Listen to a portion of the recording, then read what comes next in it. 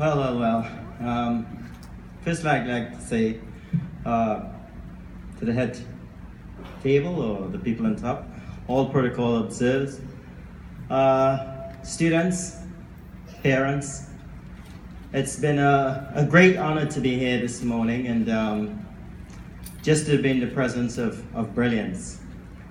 And I know sitting in front of me, I have students that most likely have never even heard my name or not even seen me retired from or to play any sort of cricket. But it's such a wonderful environment, and I'm so happy to see parents here as well, because I would like to start by saying that my first learning center was actually my family. I had 6 brothers and 4 sisters. So we had our own cricket team, our own football team, and any team possible that we had to play with. I was actually number 10, and I had to bat after my sisters who were born before me. But I say my first learning center because at the age of 4, one of my bigger brothers climbed a palm tree, took down a branch, and shaved it into my first cricket bat. And there I was as a 4-year-old walking out to play against my bigger brothers. So you can imagine how intimidating that was. But within that family circle, I had empathy for my mother, who really didn't care if I scored 0 or 100. She just wanted to make sure that her son came back home without any broken bones. My dad, my main support, he sort of lived vicariously through me, because with 6 other sons that never made it to the top, he had a last chance in myself to see if I can get it somewhere. My brothers, they gave me that mental strength that everyone needs. Playing against my bigger brothers, they gave me no quarters. They never, at any point in time, took it easy on me. And I had to be out there fighting with them to get a little bat or a little part of the football. My peers in my village created that competition that I needed very early in my life. At the age of 6, my sister looked over my father's shoulder while he was while he was reading the newspaper. And in there was a column that said, "Coaching Clinic for kids between the age of 6 and 16. And she encouraged my dad to send me to my first structured form of cricket every Sunday morning from the age of 6 to 16. When I was about 11 years old and languishing in school, my dad got a bit fed up, and he decided to speak to one of the coaches at the Harvard coaching clinic that I was going to, who had some influence in a college called Fatima College. And from there, I started a different lifestyle.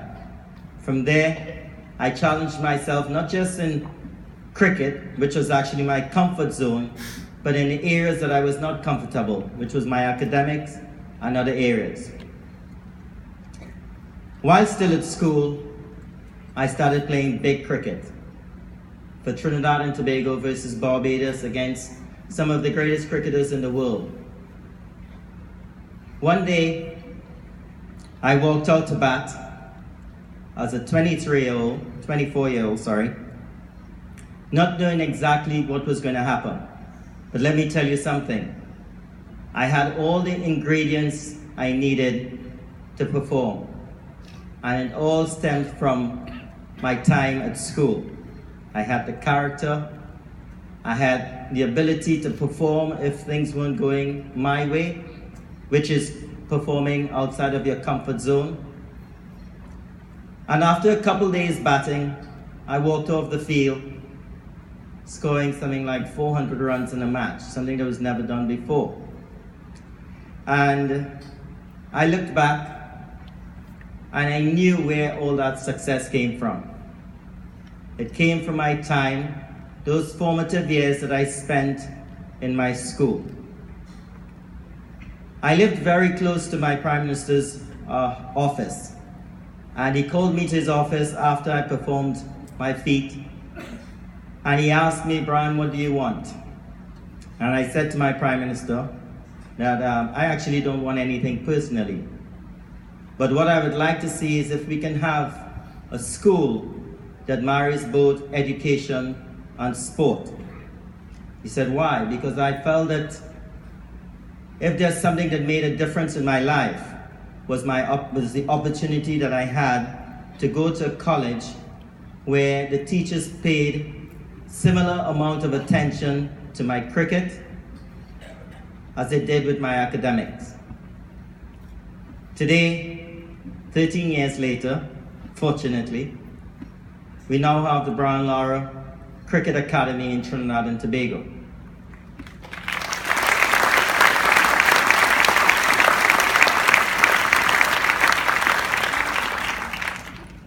And what I see and what I've experienced in my little time here at Epsom College is that there is a great emphasis on extracurricular activities, which is very, very important. I believe that academics is great.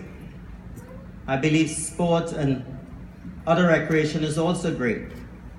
But if you can marry the both, what you will have is someone that is very well-rounded. Someone who would enjoy their school life. Someone who would have tested themselves outside the box. An academic would be able to do some sporting activities or other activities that they love. And maybe someone who is very much sporting oriented will be able to have an opportunity to excel in class. I want to say that I hope that the Lara Cricket Academy could produce some of the brilliant students that Epsom College in Malaysia have done over the years, over the last 3 years. I feel that, I'm sure I can say on behalf of the students that the teachers here seem to be very, very committed to what is going on at the school. They give up their time, and a lot of the teachers I see have traveled from afar. They're not Malaysians, some are from England and maybe other parts of the world. To Mr. Fernandez, I want to say that what you have done, I suppose from your experience at Epsom College in England, and what you have brought to Malaysia is something very, very special, and I'm sure that I can say on behalf of the parents how appreciative they are for having this opportunity for their kids.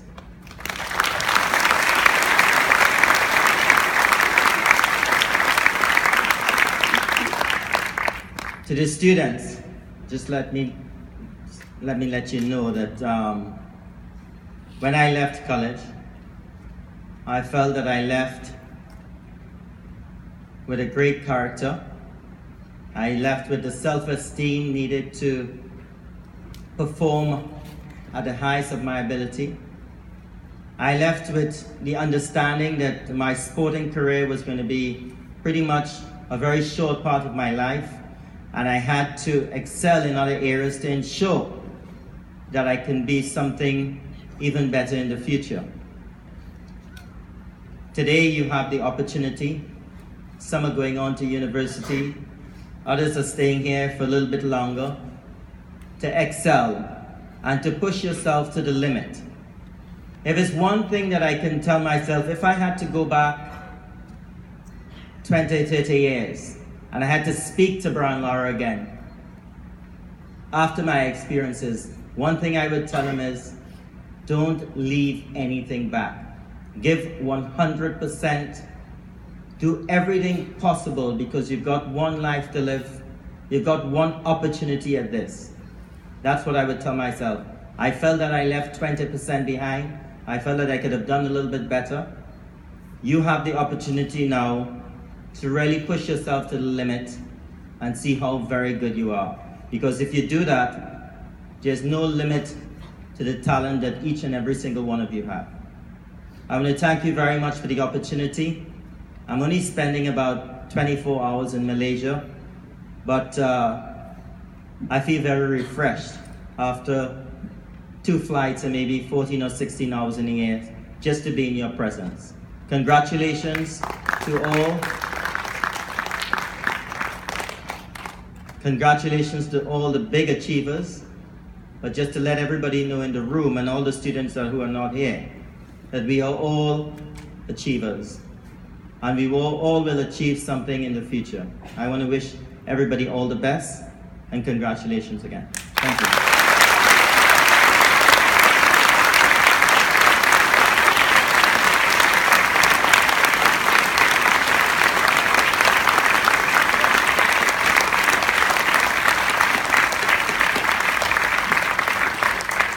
Thank you very much, Brian. He said he was number 10 in his family team. I'm afraid to say I think he's going to be number 11 in the team today, but it just shows the talent we've got. I'm going to ask our Deputy Head of College to come forward, and she's going to propose a vote of thanks to Brian.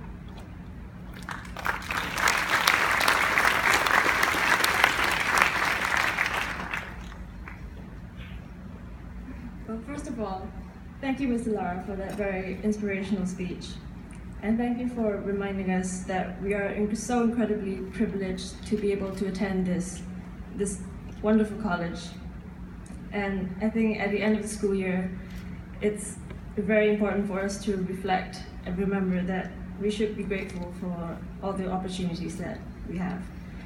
And I think I can speak for all the leavers this year to say that we will go and achieve great things because of all that Epsom has given us. And on behalf of Epsom College, I would like to say a huge thank you to Ms. Lara and to present you with a small gift as a token of our appreciation.